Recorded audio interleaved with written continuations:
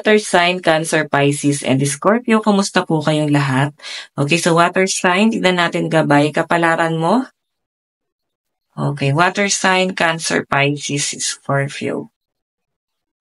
Water sign.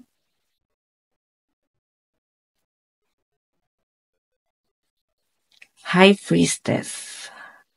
Parang kinikilabutan ng mga water sign. Meron kang pinapakiramdaman. So, iba sa inyo guys, iba, feeling ko may mga depression yung ibang water sign na nasasagap natin dito. Grabe yung energy. Hindi siya guys mabigat eh. Pero mararamdaman mong napapagod ka. So, dala siya ng depression mo din. May mga water sign dito na parang gusto lang laging matulog. Nandun ka rin sa point na may worry ka rin. Nag-worry ka sa nangyayari sa sitwasyon mo, pwedeng sa paligid mo, sa family mo, sa person mo. Ang dami mong worry. Okay? So, tingnan natin guys.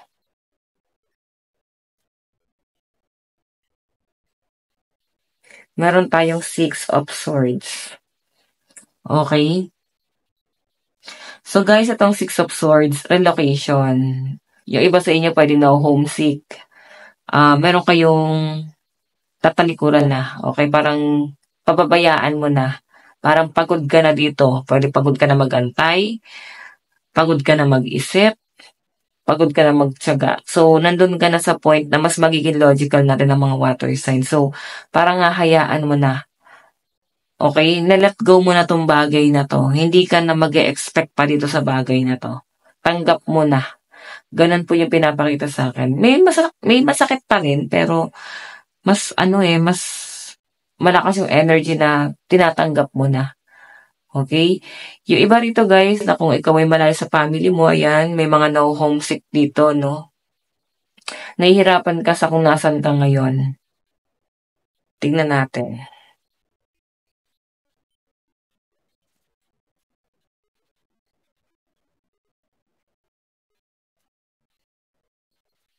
Meron tayong 4 of Cups. Regret. May pinapakita sa akin dito, parang nag-hold back pa rin ng mga water sign. Pero, ang nakakatuwa dito, gumagawa ka na ng hakbang. Okay, gumagawa ka ng hakbang pero nandun ka pa rin sa point na, syempre, open ka pa rin dito sa bagay na nilet go mo na or tinatalikuran mo na. Parang, habang lumalakad ka palayo, pinofurso mo yung mga pangarap mo, parang open ka pa rin, parang nag-aantay pa rin, pero may ginagawa ka na improvement para sa sarili mo. Okay, 4 of Cups. Okay? So, mag-aalangan yung mga water sign eh. Feeling ko may kinaawaan ng mga water sign. Naawa ka sa taong yan, naawa ka sa nagiging sitwasyon niya ngayon. Okay? Parang gusto mo tumulong pero hindi mo alam kung paano mo tutulungan to.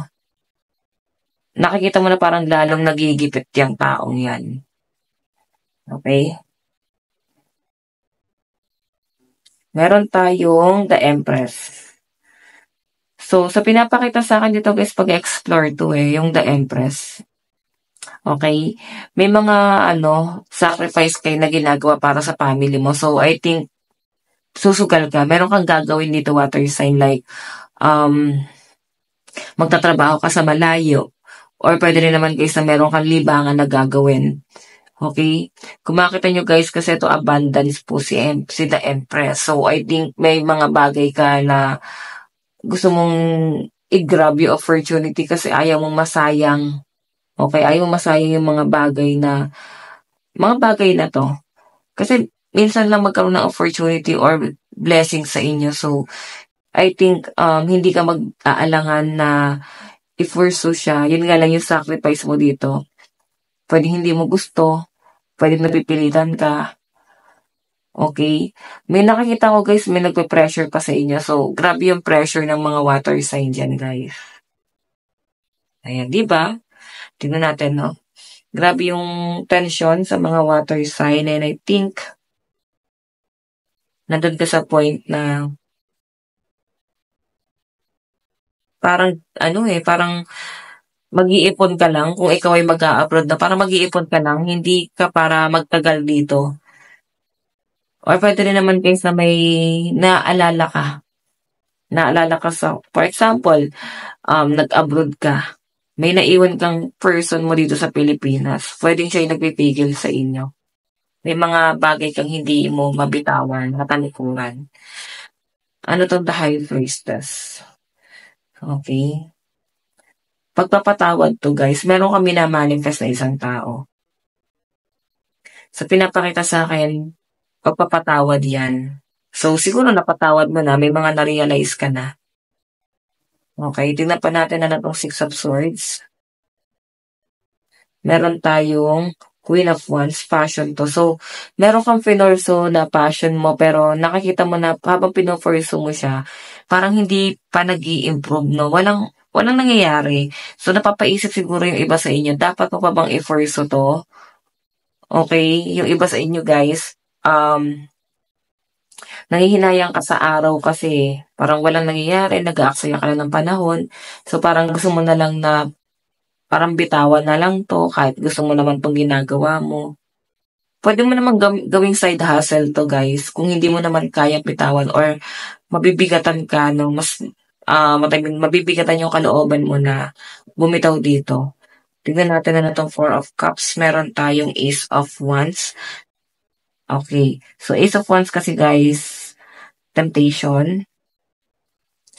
May nangungulit 'no, may mangungulit sa mga water sign and sa pinapakita sa'kin guys, nate-tempt ka 'no, pagtulong din 'to. Okey, meron kang gustong tulungan, nate-tempt kang tulungan yung taong 'yan kahit siguro nagawan ka ng masama or ilang beses kang na-disappoint dito sa taong 'to. Ano 'tong The Empress? Meron tayong The Hierophant. 'Di ba, The Hierophant 'to. So, pag-isipan mo daw munang mabuti kung i-ga-grab mo yung mga opportunity na darating sa inyo, water sign. Kasi nandun kayo sa point na, yun nga sabi ko kanina, hindi mo gusto, may iba kang gusto. So, kung ano talaga yung forte mo, yun na lang siguro yung pursue mo kaysa pahirapan mo yung sarili mo, okey? So, magpahinga ka, baka kailangan niyo ng pahinga. Huwag niyo ng pahirapan yung sarili mo na ipilit yung sarili mo dun sa bagay na hindi mo naman gusto, okey? So, water sign, titingnan pa natin 'no. May nakikita akong travel sa mga water sign, meron kang gustong puntahan, puwede rin naman guys na parang gusto mong kumustahin or baka merong nate-tempt na ikaw yung gustong i-reach out nitong taong 'to, gustong humingi ng tawad. Okey, may pagpapatawad sana. Tignan pa natin guys, ano naman ang advice. Advice, advice. Meron tayong breath through the tension. May mga kinakabahan dito. Yung iba sa inyo guys baka interview niyo 'to, napilitan ka lang dito, baka, nag-apply ka din parang hindi mo naman din guys intensyon na i-pursue, nag-try lang then parang pumasa. Kung ito guys ay, trabaho na patungkol sa trabaho, ayan may mga kinakabahan kasi parang hindi ka aware kung ano yung mangyayari dun, ano yung magaganap doon. Okey? So, hinga malalim, ang daming pressure sa mga water sign, nahihirapan 'no? Hirap yung kalooban ng mga water sign dito. Okey?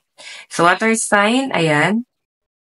Possible na yung mga kadate mo, mga air sign, Aquarius, Gemini, Libra, Aries, Leo, Sagittarius. Ayan. Water sign, Cancer, Pisces, Scorpio. So, yun guys, ito lang po ang inyong reading. Maraming salamat. Bye-bye.